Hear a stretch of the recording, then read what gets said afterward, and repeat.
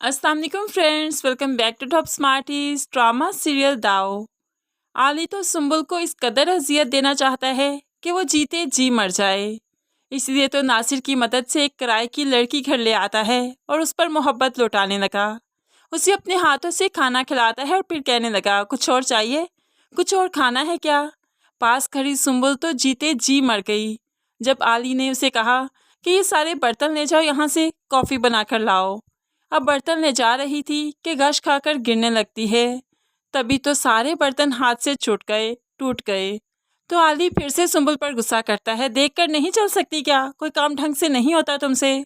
तो सुम्बुल भी चीखने लगी, प्लीज़ ऐसा मत करें, जो अजियत देनी है दे दें, जैसा कहेंगे मैं करूँगी, लेकिन ये दूसरी लड़की लाकर मेरे सर पर मत बिठाएं, ये बर्दाश्त नहीं होगा। मुझे काल कोठरी में बंद कर दे, मुझे मार दे, अपने हाथों से मार दे, नहीं बोलूँगी, लेकिन ये बात मुझसे बर्दाश्त नहीं कि आपकी ज़िंदगी में मेरे अलावा कोई हो।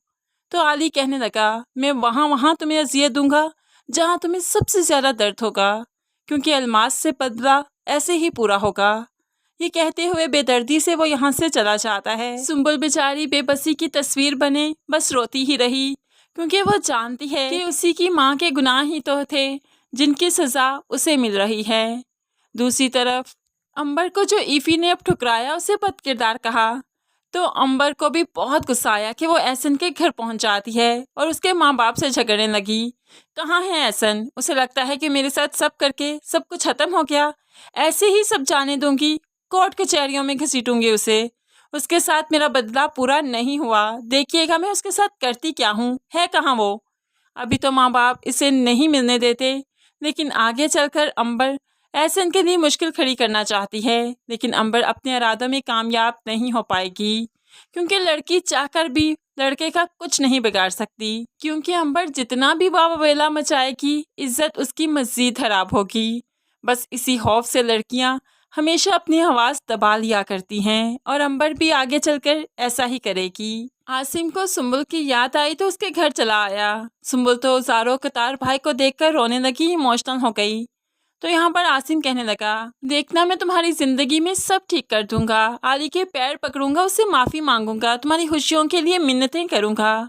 तो यहाँ पर सुम्बुल कहने लगी, भाई कुछ भी करने का कोई फ़ायदा नहीं, उन्हें सिर्फ बदला लेना है, उन्हें सिर्फ अजियत देनी है, वो मुझे अजियत देकर सुकून में आते हैं। तो यहाँ पर रोते हुए आसिम कहने लगा, लेकिन माफ़ करना तो सबसे अफजल है ना, क्या वो ये बात नहीं जानता। अब आली के घर आने का वक्त हुआ तो सुम्बुल भाई को भेजने लगी, प्लीज़ आप चले जाइए, आपको यहाँ पर आली ने देख लिया तो बहुत गुस्सा करेंगे मुझ पर। आसिम तो बहन की बेबसी देखकर आंसू बहाते हुए वहाँ से चला आया, लेकिन यहाँ पर घर आते ही उसे माँ पर बहुत गुस्सा है। आइंदा आप मैरिज ब्यूरो नहीं चलाएंगी, आप पॉलर नहीं चाहेंगी, पॉलर और आपका मैरिज ब्यूरो आज से बंद। तो यहाँ पर अलमास बेगम हैरान होगी, क्या कह रहे हो तुम, क्या तुम मुझ पर पाबंदी लगाओगे, मैं तुम्हारी माँ हूँ, तुम मेरे बाप नहीं हो। तो आसिम कहने लगा, हाँ मैं लगाऊंगा आप पर पाबंदी, क्योंकि बहुत सी लड़कियों की ज़िंदगियां खराब की आपने, अब मज़ीद नहीं करने दूंगा। अभी अभी सुम्बुल से मिलकर आ रहा हूँ, जिस तरह से वो चीख चीख कर रो रही है वो सिर्फ आपकी वजह से आली उसे अजियत देता है।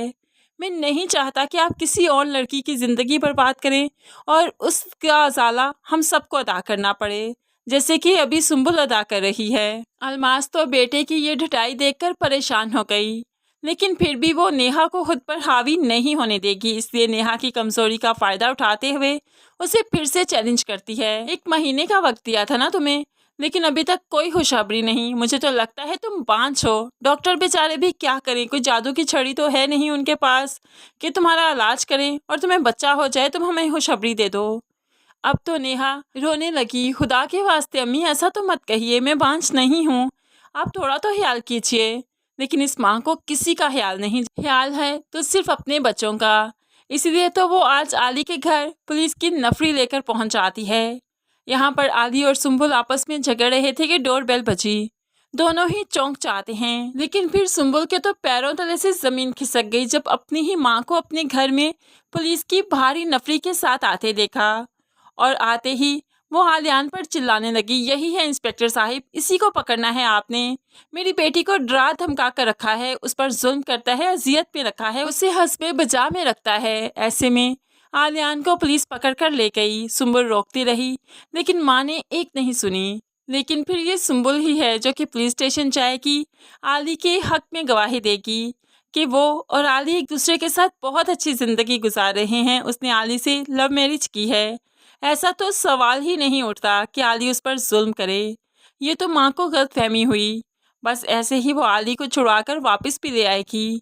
लेकिन अभी तक आली का दिल सुंबुल की तरफ से नहीं पिघलेगा। वो तो सुंबुल को अजियत देना चाहता है, लेकिन फिर आहिस्ता ही आहिस्ता उसे एहसास हो जाएगा कि सुंबुल अलमास बेगम से बहुत डिफरेंट है। तो फिर अलमास बेगम के गुनाहों की सज़ा आखिर सुंबुल को क्यों दे रहा हूँ।